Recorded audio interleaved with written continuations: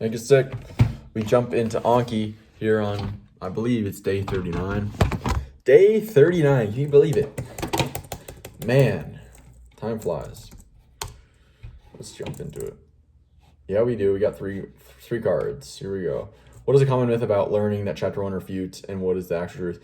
Common myth that learning that chapter 1 refutes is that learning that feels fluent and easy is effective, when in reality it's not. The actual truth is that learning that feels strenuous, effortful,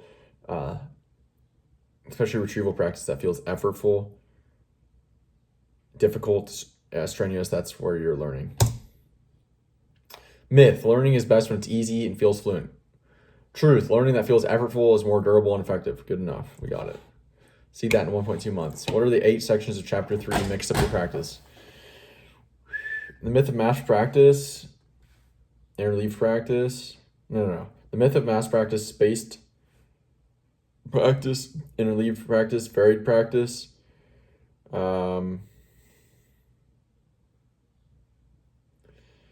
The end's going to be takeaway. Then before that's improving complex mastery for medical students. Actually, after, no. The takeaway. Athletics, right? No, these principles are broadly applicable. Improving mastery for medical students. Improving complex mastery for medical students. Dang it, what was the one after? Okay, there was like deliberate practice, something, no. Oh, discrimination skills. Developing discrimination skills. All right, check out this recall, bro. The myth of mass practice, spaced practice, interleaved practice, varied practice, developing discrimination skills, improving complex mastery for medical students. These principles are broadly applicable. The takeaway.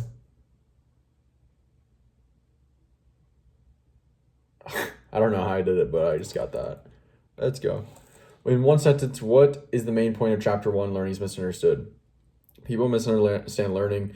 The most effective learning techniques, according to science, are often counterintuitive. Learning that feels easy and fluent is not effective, but it's learning that is effortful is. People misunderstand learning. Durable learning requires effort, struggle, and retrieval, not passive review. Do I consider that correct? What did I said durable. I haven't used the word durable that much, but I just usually typically, maybe it's not nuanced, but I say better learning is more durable.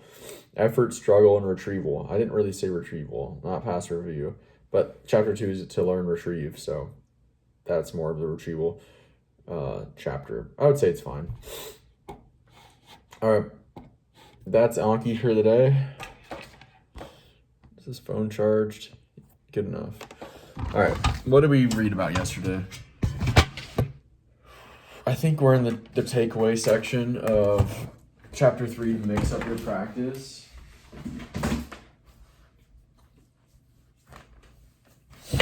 I believe that's where we're at.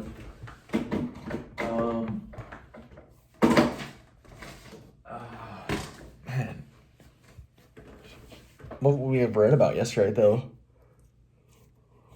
These takeaway sections are always kind of difficult because they're like things they're not new. They're things we've gone over before, so they kind of get mixed up. But what we have studied yesterday? What we have read about?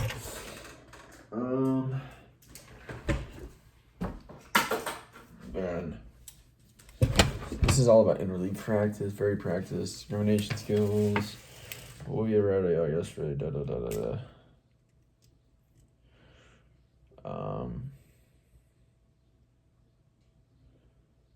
Man, I gotta check just a queue.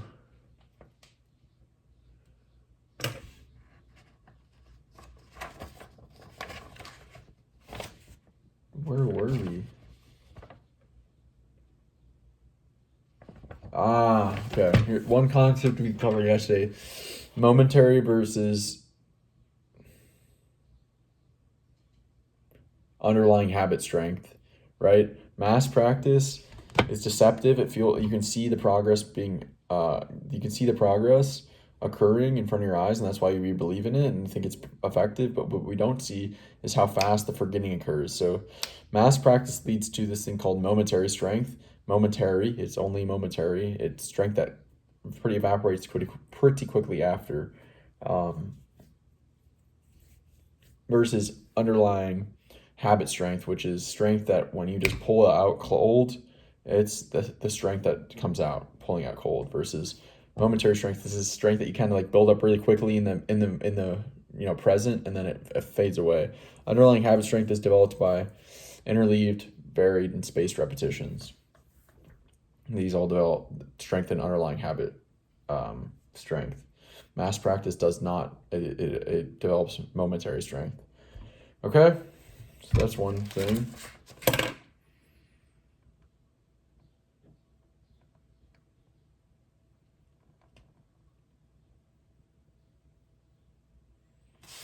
These are all notes that I've read. They're from last time, I guess. Right. Okay. What is the most optimal timing for spaced repetitions? Well, here's the abstract. You want to wait long enough where the repetitions are not, so that the repetitions are not mindless repetitions. You want to wait long enough. There's some forgetting that occurs in between sessions, because this little bit of forgetting is going to cause you to have to use more cognitive effort, which will lead to more underlying habit strength development.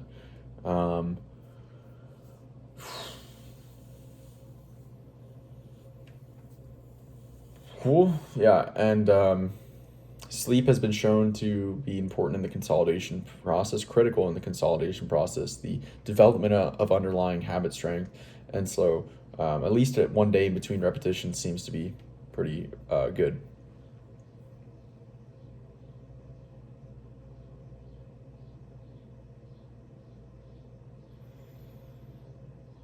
What else we got?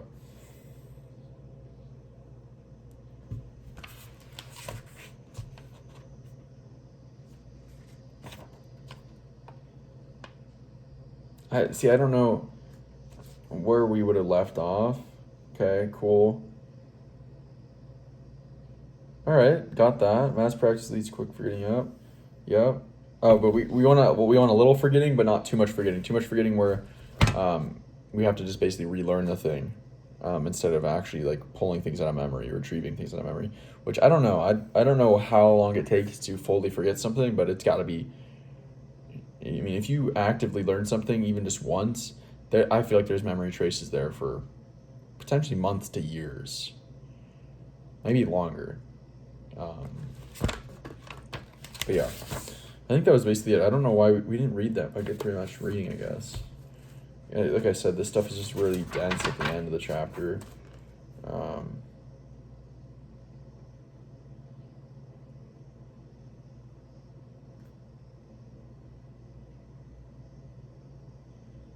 Okay. I guess we probably would have finished up reading these. These principles are probably broadly applicable to that section. We probably would have finished reading that section as well. So, basically, the only new stuff I think there was like, how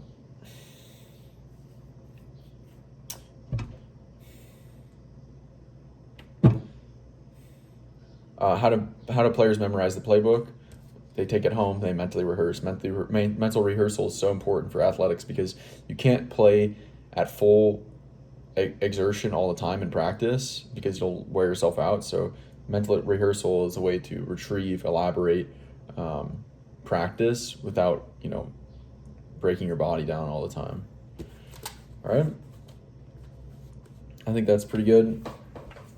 So now we're going to go ahead and continue reading this takeaway section for chapter 3. I'll be back to recall when I've got some more stuff to recall. So talk to you in a sec. All right, just read 3 paragraphs.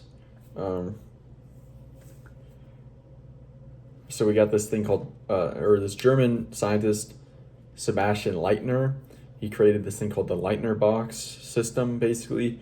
I've learned about this before, but basically it's a flashcard system. You got 4 boxes.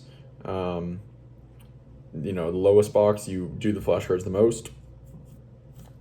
These are things you're weakest on, whatever they may be: vocabulary, musical pieces, skills, moves, and sports, whatever. Then you have the next one that you're more familiar with. You see them a little less, then more and more and more. So the highest box you are most familiar with, you've basically mastered, and you review them the least. But the idea is, the overall abstract idea of Lightner boxes is, I mean, first of all, it's like basically Anki, the flashcard system, but like a manual Anki instead of like a software Anki. Anki is like the software version of Lightner box. But basically, the overall idea is that you practice the things you have more mastered, you practice less, but you never stop practicing anything, right? Like they all stay in the system. That's kind of the idea. Okay.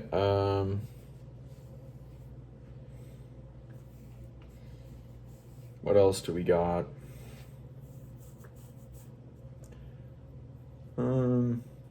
Right.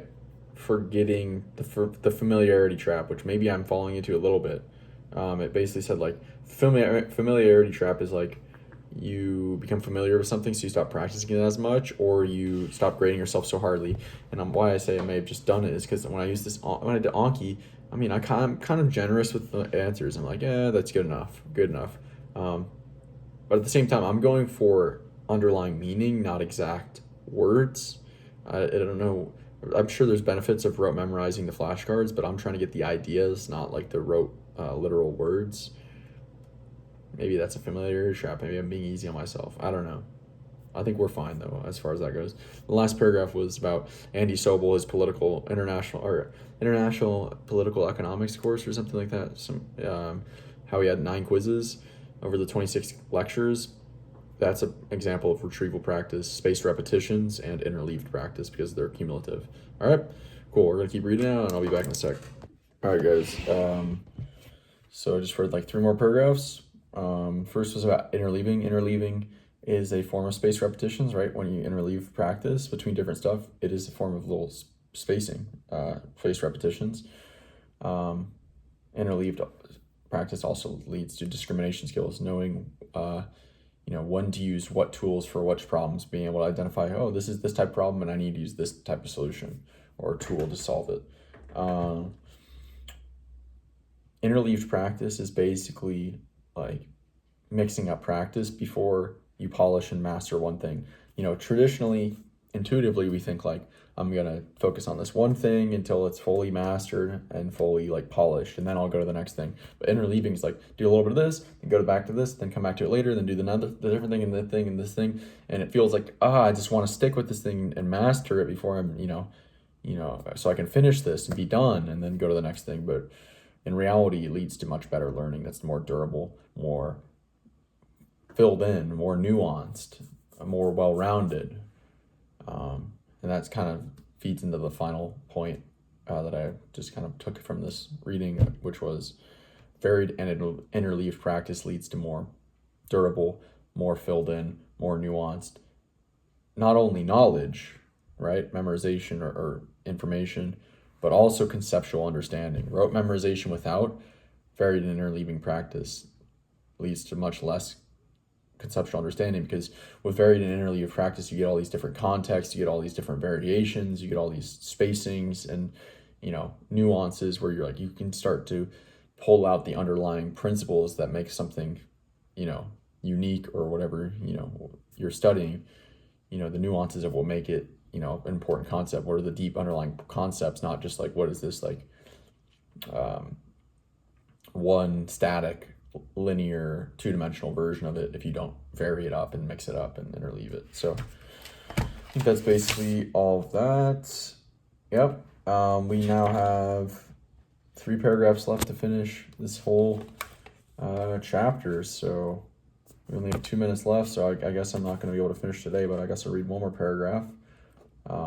It's cool because I see all these dashed lines that I erased later. I was literally at one point like reading 1 paragraph a day from this book a couple months ago, 6 months ago or whenever I was reading this. I just literally read like, I've got no time today. Let me just read 1 paragraph. And so all the stuff I read today could have taken 5 days last time I read this. So at least, it feels slow right now. It's episode 39 and we're on page 65, chapter 3. But it's actually faster than I was the last time. And here's my bookmark still from the last time I was reading this, or the first time I read it.